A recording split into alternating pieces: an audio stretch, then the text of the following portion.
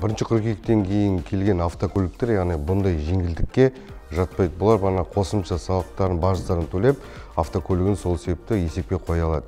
Қазіргі таңда жүріп жатқан не бойынша, жеңілдік бойынша 2022 жылдың бірінші қыркүйегіне дейін кірген автокөліктер есепке қойылады. 200 мың теңге мөлшерінде өтеу сбор төлеу мақсатында. Заңдастыру басында ең бірінші бана атап өткендей, халыққа қызмет көрсету орталығына баруға болады.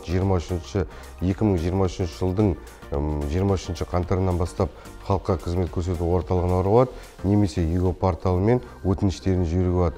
Бұл азаматтар өтініштерін жібергеннен кейін 2 күн ішінде ұялы телефондарына хабарлама келеді. Хабарлама барысында, яғни автокөлік есепке қойылатыны жөнінде, немесе қойылмайтыны жөнінде нақты жауап беріледі. Яғни қай мемлекеттен есептен шықпаса, және де бұл автокөліктер криминалдық учетты, криминалдыққа қатысы бар автокөліктер болса, яғни бұндай автокөліктер есепке қойылмайды. Бұл автокөліктерге, яғни қазіргі таңда жүріп жатқан 200 мың теңге мөлшерінде жеңілдіктер жоқ. Бұлар қосалқы алғашқы баждарын төлеп, кедендік тазартудан өтіп, автокөліктерін қоя беруге болады.